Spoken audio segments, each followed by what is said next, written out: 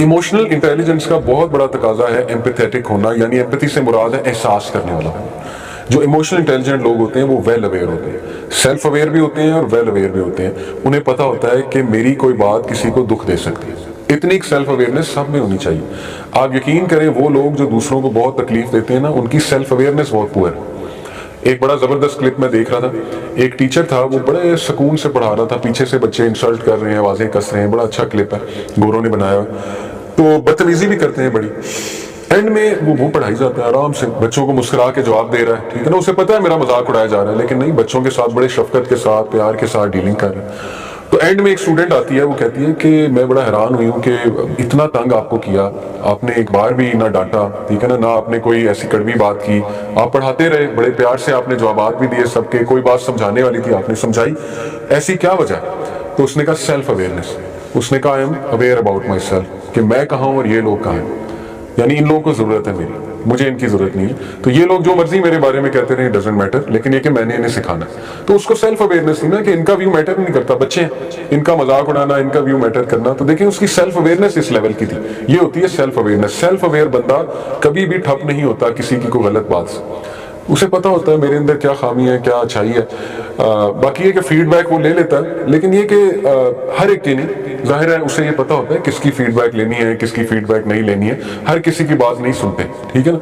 तो ये एक मिसाल सेल्फ अवेयरनेस की। बार एम्पैथी से मुराद है कि वो बंदा एहसास वाला होता है, वो दूसरों का बहुत ज्यादा एहसास करने वाला होता है। ये इमोशनल इंटेलिजेंस का बहुत बड़ा तकाजा है। एक मिसाल दिया करते हैं ना लोग, ये इमोशनल इंटेलिजेंस के ट्रेनर्स के, देखें दो तरह की तारीफें हैं। एक तारीफ है चीजों के हवाले से, एक तारीफ है एट्रीब्यूट्स के हवाले से। मिसाल के तौर पे अगर आप किसी अपने बॉस की ये तारीफ करें ना कि आपने टाई बहुत अच्छी पहनी है, आपने शर्ट बहुत अच्छी पहनी है, तो ये उसकी चीज की तारीफ है। लेकिन अगर आप अपने बॉस को ये कहना कि मैंने आपसे बड़ा कुछ सीखा, तो वो एकदम रुक जाएगा। शायद इसमें ना रुके, टाई अच्छी है, शर्ट अच्छी है, ठीक है ना, वो एकदम रुक जाएगा, पूछेगा क्या सीखा।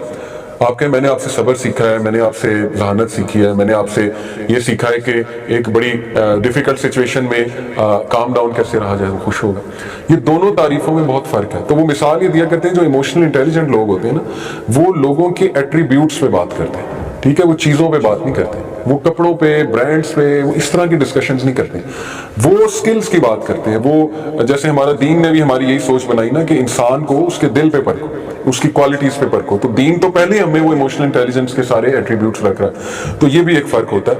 बहरहाल एम्पैथी किस तरह की होनी चाहिए, मैं भी आपको एक मिसाल कुरान की दूंगा, कुरान की आयत की। सोशल स्किल से क्या मुराद है कि वो लोग दूसरों को बात समझा सकते हैं, दूसरों की बात समझ सकते हैं, और उनकी कम्युनिकेशन, इन शॉर्ट उनकी कम्युनिकेशन अच्छी होती है, EIQ के बंदे जो होते हैं, ठीक है। चौथा है सेल्फ रेगुलेशन। सेल्फ रेगुलेशन से ये मुराद है कि जब वो किसी डिफिकल्ट सिचुएशन में हो तो उनको अपने सेल्फ रेगुलेशन मैकेनिज्म्स पता है कि मुझे क्या चीज काम डाउन करेगी। इसका भी ताल्लुक सेल्फ अवेयरनेस से है इनडायरेक्टली। जैसे मुख्तलिफ लोगों के लिए मुख्तलिफ चीजें वर्क करती हैं, जरूरी नहीं जो चीज मुझे काम डाउन कर रही है एक सिचुएशन में आपको भी करे। आपने खुद फाइंड आउट करना है मुझे क्या चीज काम डाउन करती है, सेल्फ रेगुलेशन। कई लोग हैं वो जिक्र करना शुरू कर देते हैं, ठीक है ना, कई लोग इस्तगफार करना शुरू कर देते हैं, उन्हें कहा, कई लोग चॉकलेट खाते हैं, कहते हैं हम ठीक हो गए, कई लोग जो है वो दूसरों से बातें करके ठीक हो जाती हैं, ठीक है ना, कई लोग सोशल सपोर्ट लेके ठीक हो जाती हैं। तो सेल्फ रेगुलेशन आखिर आपकी है क्या, ये पता करना, ये भी EI का तकाजा है, ठीक है। ये 5 तकाजे हैं। ये आयत अगर आप समझ लें तो मैं समझता हूं कि तमाम EI के कॉन्सेप्ट्स आपने समझ लिए। सूरह आले इमरान वर्स 159, आऊज़ु बिल्लाहि मिनश्शैतानिर रजीम, फबिमा रहमतिन मिनल्लाहि लिंता लहुम। ए नबी, अल्लाह की रहमत से तुम इनके साथ लीनियंट थे। लिंता लहुम, लीनियंट थे।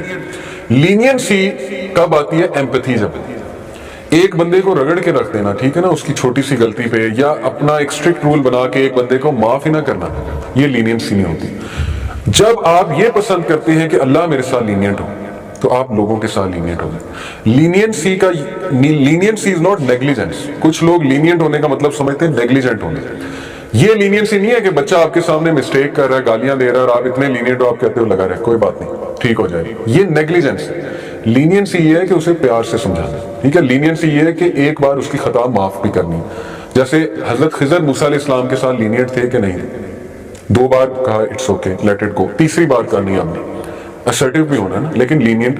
पहली बार नहीं कहा कि भाई अब हमारा रास्ता जुदा है, अब नहीं हो सकता। तो अल्लाह के नबी से लीनियंट कौन था? صحابہ کی کئی مسٹیکس فارگیو کی اللہ کے نبی بینگ اے لیڈر.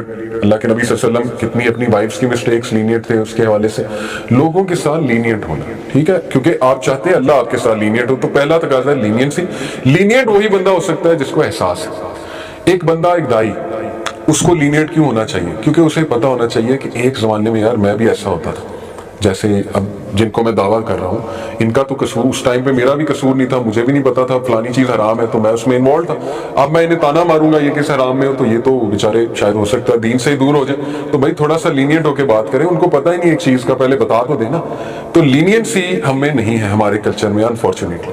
آپ دیکھیں کہ ہمارا سوشل میڈیا اس بات کی گواہی دے رہا ہے کہ ہم وہ لوگ ہیں جو ایکسٹریمسٹ ہیں, معذرت کے ساتھ, یعنی میجورٹی ہم ایکسٹریمسٹ ہیں.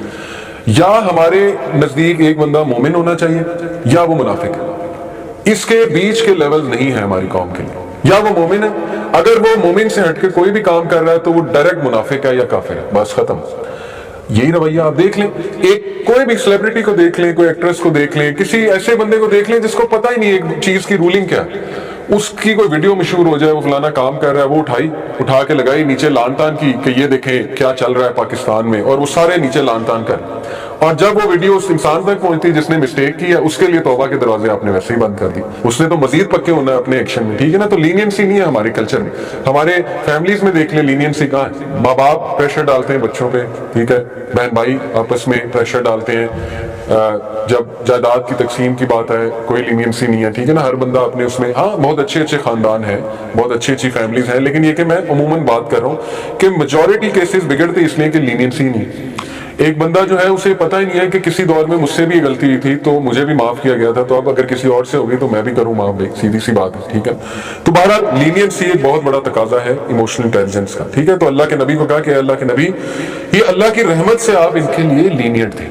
وَلَوْ كُنْتَ فَظًّا غَلِيظَ الْقَلْبِ لَانفَضُّوا مِنْ حَوْلِكَ, اور اگر اے نبی آپ ان کے ساتھ روڈ ہوتے اور آپ کے دل میں ہارشنس ہوتی تو یہ آپ کے پاس بیٹھتے بھی نہ, یہ اٹھ جاتے.